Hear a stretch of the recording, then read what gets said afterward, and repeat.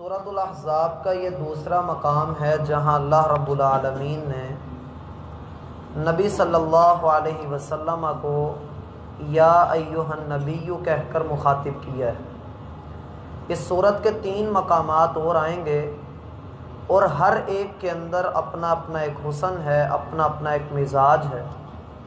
پہلا جو حکم تھا جو اس سورت کی پہلی آیت میں ہم نے پڑھا، اتق اللہ، اے نبی صلی اللہ علیہ وسلم اللہ سے ڈریے اور کافروں منافقوں کی پیروی نہ کیجیے۔ یہ دوسرا مقام ہے جہاں اللہ رب العالمین سیدنا زید اور سیدہ زینب رضی اللہ عنہما کے واقعے کے بعد آپ کو تسلی بھی دے رہے ہیں اور آنے والے وقت کے لیے لوگوں کو بھی سمجھایا جا رہا ہے کہ یہ نبی آنے والے وقت میں جس فتح کو، جس مکہ کو اور جس دین کو لے کر یہ اٹھے ہیں یہ وہ پھیلنے والا ہے۔ سن 6 ہجری میں یہ صورت نازل ہوئی تھی اور اس 6 ہجری کے بعد سے لے کر 4 سال کا عرصہ 10 ہجری تک رسول اللہ صلی اللہ علیہ وسلم مکہ کے اندر پہنچ چکے تھے، مکہ فتح ہو چکا تھا اور پورے عرب کے اندر اسلام کی دعوت پھیل چکی تھی۔ اس لیے ضروری یہ تھا کہ کچھ آیات، کچھ تعلیمات ایسی نازل کر دی جائیں جن سے یہ واضح ہو سکے کہ محمد الرسول اللہ صلی اللہ علیہ وسلم کا اصل مقام، ان کا مرتبہ اور ان کی ذمہ داری کیا ہے۔ جب ان کی ذمہ داری کو واضح کر دیا جائے گا،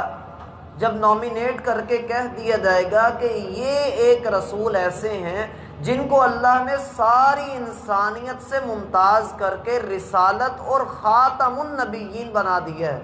لہٰذا ان کا اتباع اور ان کی پیروی یہی آپ کو نجات دلا سکتی ہے۔ اور جب آپ علیہ السلام نے اپنی دعوت کا آغاز کیا تو مخالفت کا ایک طوفان اٹھ کھڑا ہوا۔ یاد رکھیے قومیں نیک لوگوں کو بڑا پسند کرتی ہیں۔ تاریخ کا مطالعہ کیجئے، جتنی بھی اقوام گزری ہیں جن کو اللہ رب العالمین نے صفحہ ہستی سے مٹا دیا، اور ہمارے معاشرے کے اندر بھی نیک لوگوں سے بڑی محبت کی جاتی ہے، اور وہ لوگ بھی جو ہم سے پہلے گزر چکے ہیں وہ نیک لوگوں سے بڑی محبت کیا کرتے تھے، ان کی عزت اور ان کا اکرام کیا کرتے تھے۔ ہم دیکھتے ہیں کہ رسول اللہ صلی اللہ علیہ وسلم کی جو تنہائی تھی، جو آپ خلوت میں رہا کرتے تھے، جیسا صحیح بخاری کی روایت میں آتا ہے کہ حبب الیہ الخلاء، اللہ کے رسول صلی اللہ علیہ وسلم تنہائی پسند تھے۔ آپ لوگوں کے درمیان زیادہ گھس کر بیٹھا نہیں کرتے تھے، بات کرتے تھے تو سچی بات کرتے تھے۔ امانت داری آپ کے اندر کوٹ کوٹ کر بھری ہوئی تھی، کوئی بھی بندہ آپ کے کردار کے اوپر کوئی انگلی نہیں کھڑی کر سکتا تھا، بلکہ سارے آپ کے گن ہی گاتے تھے، سارے آپ کے کمالات سے، آپ کی خوبیوں سے سارے ہی مطمئن تھے۔ لیکن یاد رکھیے کہ معاشرہ نیک لوگوں سے محبت ضرور کرتا ہے، لیکن ان نیک لوگوں کی زبان سے نکلنے والے وہ الفاظ جو معاشرے کی بدعمالیوں کو واضح کریں اور ان کی بدعمالیوں کے انجام کو ذکر کریں یا ان کی اصلاح کے لیے یہ لوگ اٹھیں اور بولیں، تو یہی محبت کرنے والے لوگ ہاتھوں میں پتھر پکڑ کے انہی مصلح لوگوں کے پیچھے پڑ جاتے ہیں۔ ہم دیکھتے ہیں کہ رسول اللہ صلی اللہ علیہ وسلم آپ نے جب لوگوں کے درمیان دعوت کا آغاز نہیں کیا تھا تو لوگ آپ پر جان بھی قربان کرنے کے لیے تیار تھے اور آپ کے گن گائے جاتے تھے، لیکن جیسے ہی آپ علیہ السلام نے لوگوں کی بدعمالیوں کی ان کو خبر دی، ان کو سمجھایا، سارے لوگ آپ کی جان کے درپے ہو گئے۔ گویا دین پر عمل کرنا یہ ایک الگ کام ہے، آپ نیک ہیں یہ ایک الگ آپ کی خوبی ہے، لیکن جب آپ نیکی والے بن گئے ہیں اور نیکی کے رستے پر چلنا چاہتے ہیں اور دوسروں کو بھی لے کر جانا چاہتے ہیں، آپ ماحول بدلنا چاہتے ہیں، تو یاد رکھیے اس کے لیے قربانیاں دینا ہی پڑیں گی، اس کے لیے بندے کو پتھر کھانے ہی پڑیں گے، لوگوں کی باتیں، لوگوں کے طعنے برداشت کرنا ہی پڑیں گے۔ اس لیے اللہ سبحانہ و تعالی نے اس کٹھن راہ کو اپنی بات قرار دیا ہے کہ من احسن قولا ممن دعا الی اللہ وعمل صالحا، جو شخص نیکی خود بھی کرتا ہے اور دوسروں کو بھی اللہ کے دین کی طرف بلاتا ہے، یہ در حقیقت وہ بندہ ہے کہ جس کی زبان سے نکلنے والے الفاظ سے اللہ بھی محبت کرتا ہے۔ وَقَالَ إِنَّنِي مِنَ الْمُسْلِمِينَ، اور خود بھی وہ اسلام کے رستے پر چلتا ہے، سلامتی والا رستہ۔ اور رسول اللہ صلی اللہ علیہ وسلم نے لوگوں کی اصلاح کا جو بیڑا اپنے کندھوں پر اٹھایا، یہ بڑا مشکل کام ہے۔ اسی لیے تو اللہ سبحانہ و تعالی نے پے در پے آپ کے اوپر یہ آیات نازل فرمائی کہ اے محمد صلی اللہ علیہ وسلم، آپ ڈرانے والے بھی ہیں، آپ خوشخبریاں دینے والے بھی ہیں، اور آپ کا کام یہ ہے بلغ ما انزل الیک من ربک، جو آپ کے رب کی طرف سے آپ پر نازل کیا جاتا ہے آپ لوگوں کو بتا دیجئے۔ اے اللہ، اگر میں لوگوں کو بتاؤں گا تو لوگ میری مخالفت کریں گے، مجھ پر ظلم کریں گے۔ اللہ رب العالمین نے فرمایا اللہ یعصمک من الناس، لوگوں کی طرف سے ملنے والی تکالیف سے، لوگوں کی طرف سے اٹھنے والی رکاوٹ اور مخالفت، دشمنیاں، تانے، بغض، کینے، حسد، یہ سارے ان کی تک رہیں گے، اللہ آپ کو لوگوں سے محفوظ کر دے گا۔ اور رسول اللہ صلی اللہ علیہ وسلم کو ہر موقع پر اللہ نے محفوظ فرمایا ہے، صرف انہی کو نہیں بلکہ ان سے پہلے بھی جتنے انبیاء کرام گزرے ہیں، جس نے نیکی کی دعوت دی ہے، لوگ اس کی جان کے درپے ہوئے ہیں، لوگوں نے اس کو مارا ہے، لوگوں نے ان کو جو ہے مجبور کر دیا ہے، حتیٰ کہ کئی لوگوں کو اپنا وطن چھوڑنا پڑا، جیسا کہ محمد الرسول اللہ صلی اللہ علیہ وسلم۔ اس لیے لوگوں کی طرف سے مخالفت اور لوگوں کی طرف سے ملنے والی تکذیب، کہ لوگ آپ کو جھٹلاتے ہیں، آپ کو برا بھلا کہتے ہیں، آپ کے پڑھے ہوئے قرآن کو وہ لوگ جھٹلا دیتے ہیں، تو اس کے اوپر بندے کو افسوس کی بجائے یہ سوچنا چاہیے کہ میری کیا حیثیت ہے، مجھ سے پہلے تو انبیاء کو بھی یوں ہی جھٹلایا گیا، مجھ سے پہلے تو اللہ کے رسول کی بھی یہی مخالفت کی گئی۔ اس لیے اللہ رب العالمین بندے کی گواہی دیتے ہیں اور کہا انا ارسلناک، آپ ہمارے لیے ہیں، آپ ہمارے ہیں، ہم آپ کی گواہی دے رہے ہیں کہ ہم نے آپ کو مبعوث کیا ہے شاہدن۔ اس کے متعلق ہم نے پچھلی ملاقات میں یہ بات کہی تھی کہ شاہدن کے بے شمار معنی کیے جاتے ہیں، جن میں سے ہم نے گواہ کے حوالے سے دو گزارشات کی تھیں کہ ایک گواہی ہوتی ہے عملی گواہی۔ عملی گواہی یہ ہوتی ہے کہ اللہ رب العالمین نے کوئی حکم نازل کیا ہے، آپ اس کے اوپر عمل کر کے دکھا دیجیے، جیسا کہ ہم نے اس سورت کے ابتدائی حصے میں پڑھا کہ آپ کے لے پالک بیٹے، آپ کے منہ بولے بیٹے آپ کے حقیقی بیٹوں کی طرح نہیں ہیں، اور ان کی بیویاں اگر ان کو طلاق ہو جاتی ہے تو وہ آپ کے لیے عدت گزارنے کے بعد حلال ہیں، آپ ان کے ساتھ نکاح کر سکتے ہیں۔ اب لوگوں کے درمیان چونکہ یہ معاملہ بڑا مشتبہ تھا اور عرب کا معاشرہ اس کے اوپر بڑی سختی سے عمل کرتا تھا کہ منہ بولے بیٹے کی بیوی سے نکاح نہیں کیا جا سکتا، وہ اسے حقیقی بیٹے کی طرح سمجھا کرتے تھے۔ اللہ رب العالمین کا حکم آیا کہ اے محمد صلی اللہ علیہ وسلم، آپ نے اس عورت کے ساتھ نکاح کرنا ہے۔ تو یہ حکم جب آیا تو آپ علیہ السلام نے اپنے عمل سے شہادت دی کہ ہاں اللہ کے لیے جب ہم کھڑے ہوئے ہیں، جب اللہ کے لیے اپنے آپ کو مسلمان کہا ہے، جب اللہ ہماری گواہی دیتا ہے تو ہم اپنے رب کے حکم پر بڑھ چڑھ کر عمل کریں گے، خواہ لوگ جو مرضی کہتے رہے، خواہ لوگ جتنا مرضی برا بھلا کہتے رہے۔ اور یہ کوئی چھوٹا معاملہ نہیں تھا، اس سے بھی بڑا ایک معاملہ ہوا جسے ہم کہتے ہیں کہ جب اللہ کے رسول صلی اللہ علیہ وسلم نے لوگوں سے کہا کہ لا الہ الا اللہ کہیے، ایک طرف 360 بت تھے اور ایک طرف ایک اللہ کی بندگی کی عبادت تھی، اور یہ دونوں باتیں جس میں زمین و آسمان کا فرق ہو، قریش مکہ تو فوراً بول اٹھے اجعل الالہۃ الہا واحدا، ایک طرف 360 اور تم 300 250 200 پہ بھی نہیں ہے، ڈائریکٹ ایک پہ چلے گئے۔ ان ھذا لشیء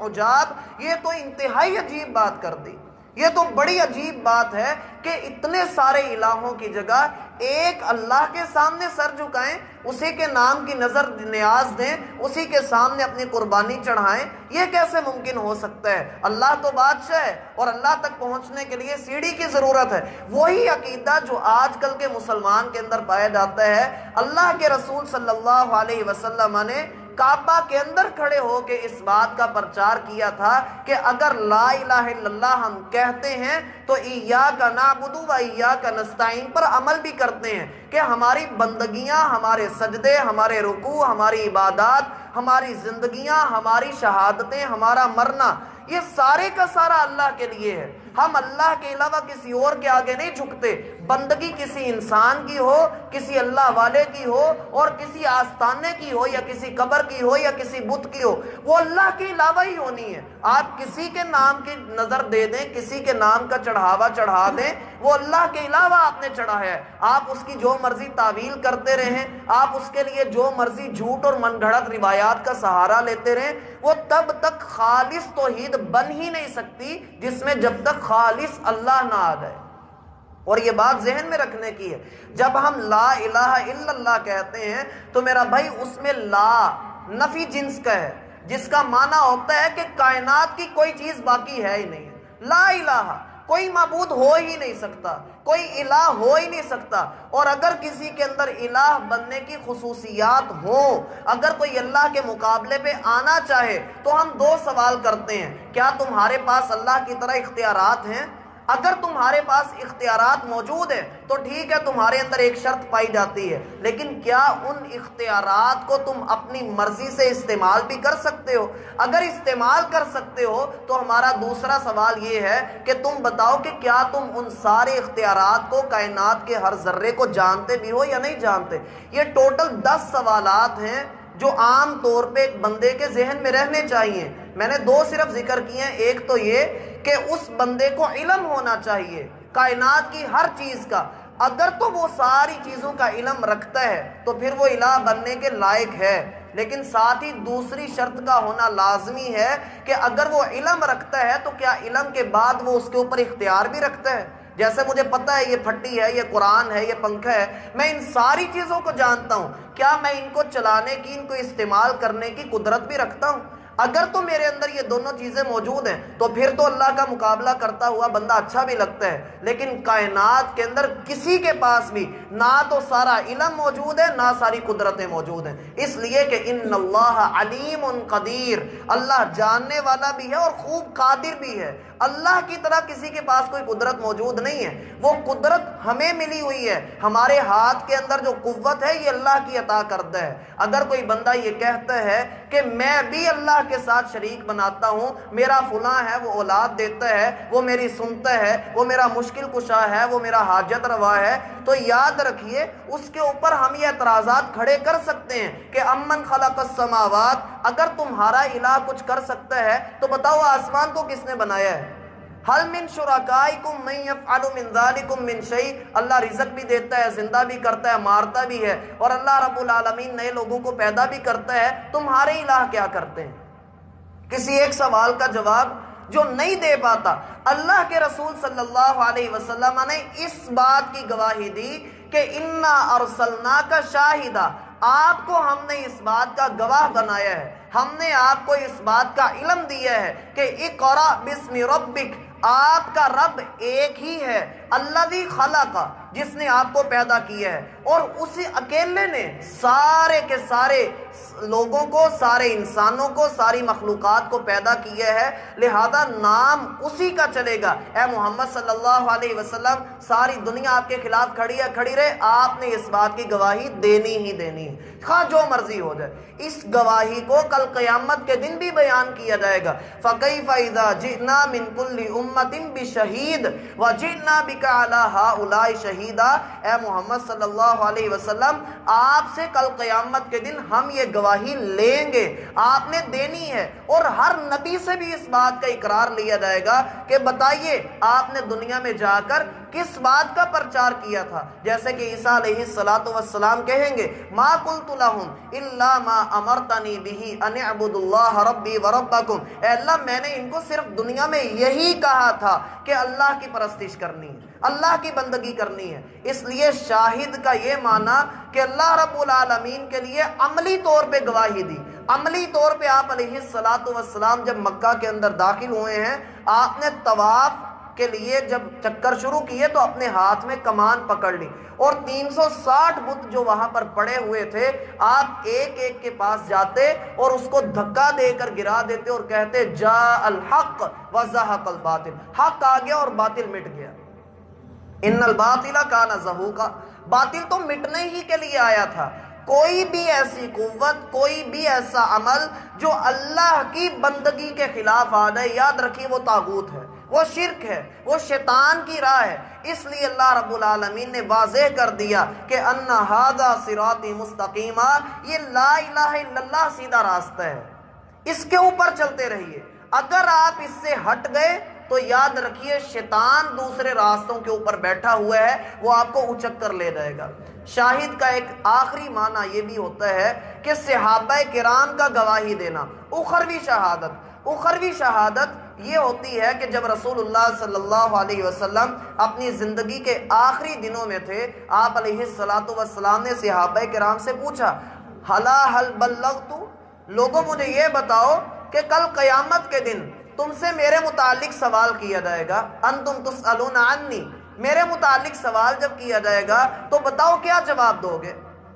کیا میں نے تم لوگوں کو اللہ کا پیغام پہنچا دیا؟ کیا میں نے تمہارے تک اللہ رب العالمین کی ایک ایک بات ادا کر دی تمہارے پاس؟ لوگوں نے جواب دیا بلا، کیوں نہیں ہے اللہ کے رسول، قد بلغت، آپ نے نہ صرف یہ کہ ہمارے کانوں میں بات ڈال دی، وَأَدَّيْتَ، آپ نے تو حق ادا کر دیا، وَنَصَحْتَ، حق کی نہیں ادا کیا بلکہ آپ نے ہمیں سمجھایا بھی اور خود عمل کر کے بھی دکھا دیا۔ اور صحابہ کرام کے لیے رول ماڈل سب سے پہلے رسول اللہ صلی اللہ علیہ وسلم ہی تھے۔ آپ علیہ السلام کی یہ گواہی یہ صحابہ کرام بھی دیں گے اور ہم بھی دیں گے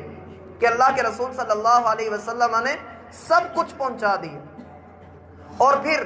ہر امت کا شخص، یہ امت محمدیہ کا امتیاز ہے کہ اس امت نے پہلی امتوں کے بارے میں گواہی دینی ہے۔ جیسے کہ نوح علیہ السلام کی قوم انکار کرے گی، موسیٰ علیہ السلام کی قوم اور دیگر اقوام انکار کریں گی کہ ان نبیوں نے ہم تک کچھ بھی نہیں پہنچایا۔ تو سورۃ الحج کے اندر آتا ہے اللہ رب العالمین امت محمد کو بلائیں گے اور یہ نبی کہیں گے اے اللہ، نوح علیہ السلام، موسیٰ علیہ السلام، یہ سارے انبیاء کہیں گے اے اللہ ہمارے پاس ہماری اس بات کی ہم یہ کہتے ہیں کہ ہم نے ان تک پیغام پہنچایا ہے۔ اللہ کہیں گے کیا تمہارے پاس کوئی گواہ ہے؟ وہ جواباً کہیں گے اللہ ہاں ہمارے پاس امت محمدیہ گواہ ہے۔ ہم لوگوں کو بلایا جائے گا، ہم وہاں پر کھڑے ہو کے ان لوگوں کے حق میں گواہی دیں گے جو کہ نبی ہیں۔ اللہ رب العالمین پھر ہم سے سوال کریں گے کہ تم لوگ کس طرح سے گواہی دے رہے ہو، تم نے تو ان کا زمانہ بھی نہیں پایا۔ ہم کہیں گے کہ ہماری اس بات کی گواہی محمد الرسول اللہ صلی اللہ علیہ وسلم دیں گے۔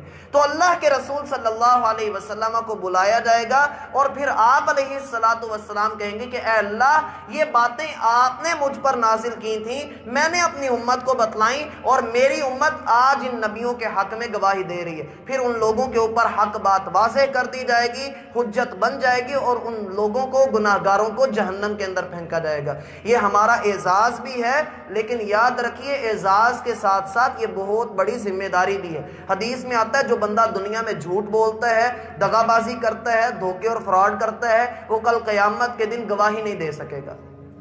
وہ کل قیامت کے دن امت محمد کے ساتھ تو ہوگا لیکن وہ گواہی نہیں دے سکے گا جو انبیاء کے حق میں ہم نے گواہی دینی ہے۔ اس لیے یہ ایک معنی انا ارسلناک شاہدا کہ اے محمد صلی اللہ علیہ وسلم ہم نے آپ کو گواہ بنا کر بھیجا ہے۔ اس کے اور بھی بہت سارے معنی ہیں، بعض لوگوں نے اس کا معنی حاضر ناظر بھی کیا ہے کہ ہم نے آپ کو حاضر ناظر بنا کر بھیجا ہے۔ تو یہ ایک